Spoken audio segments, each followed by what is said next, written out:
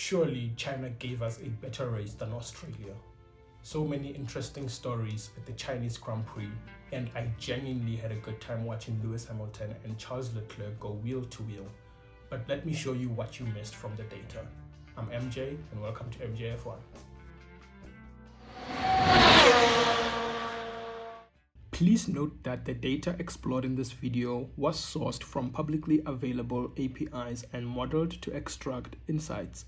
The conclusions presented are analytical interpretations of the data and are combined with my own opinions.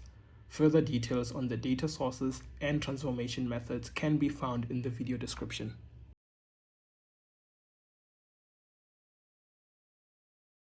Starting off with the one practice session, let's see who had their business together for the Grand Prix weekend. If we fish for race simulations, you'll see them all the way down here. That's probably Mercedes, Haas, and Red Bull, based on their average lap times. And interestingly, the driver at the top of these race sims was Kimi Antonelli, who ended up winning the race. Russell, however, looked quicker over one lap, but I want to explore what this meant for the race weekend.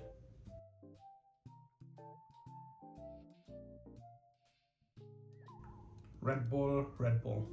I still have hope that they'll eventually get their form together.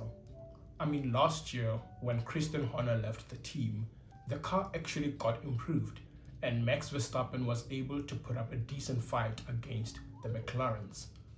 But what the hell is happening right now? We barely survived as Q2, and Alpine is overtaking Red Bull. Flavio really cooked when he pivoted for that Mercedes engine. But anyways, here's the classification for the sprint qualifying. We had George Russell in P1, followed by Kimi Antonelli and Charles Leclerc wrapping up the top three. And for every session, here are the ideal laps for our drivers.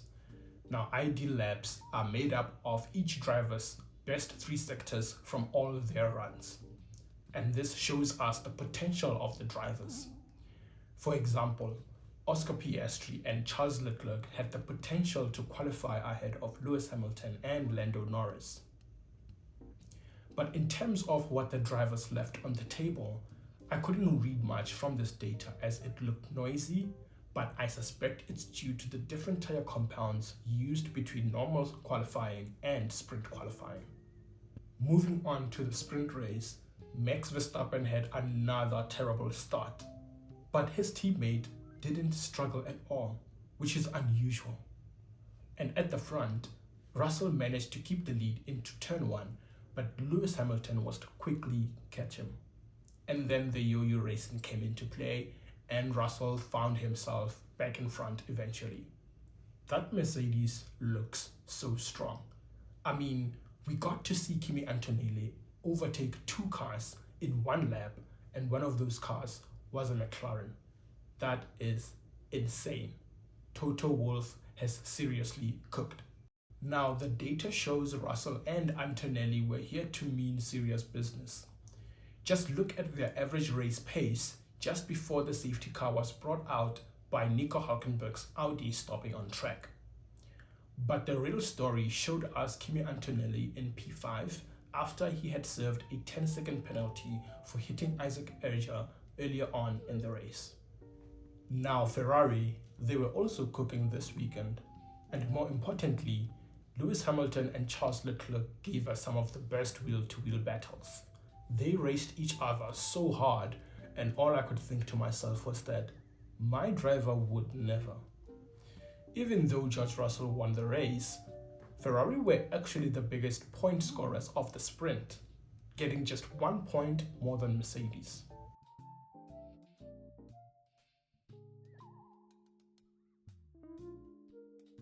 In race qualifying, Red Bull struggled again.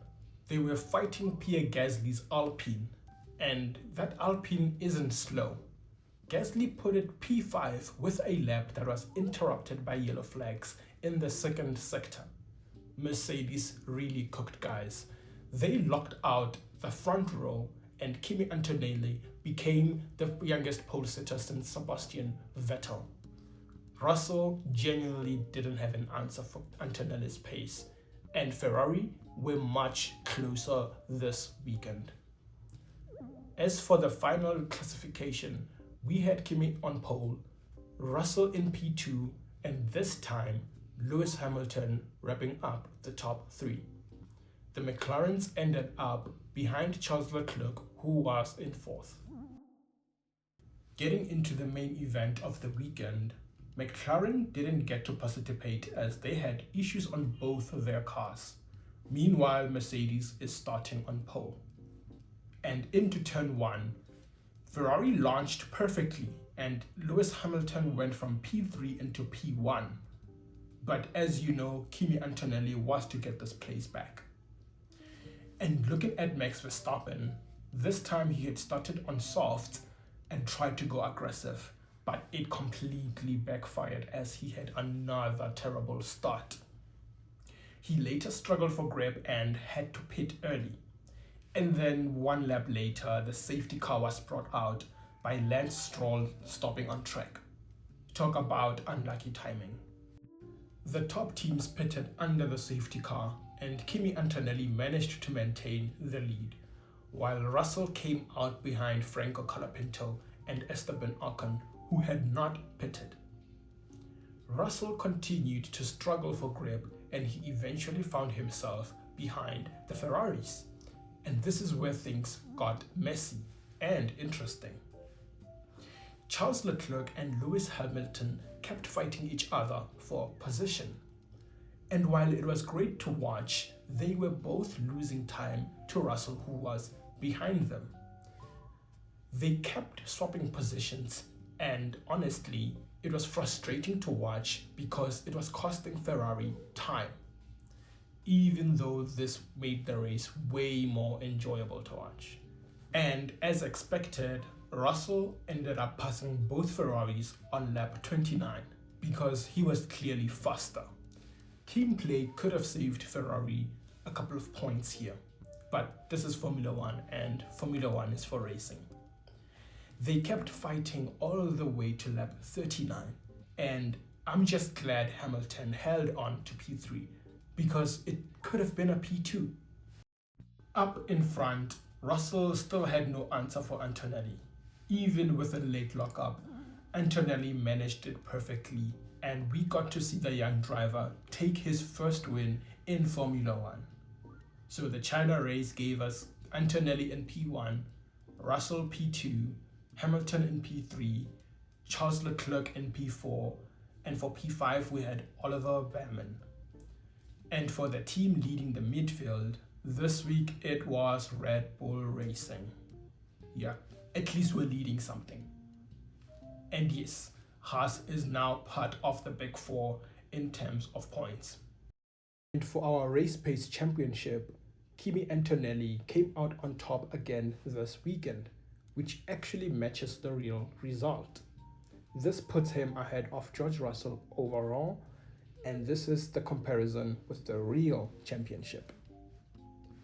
And that wraps up the Chinese Grand Prix, which I would rate a 7 out of 10 because I really enjoyed that. Let me know what you think about the new racing, and I will catch you in the next one.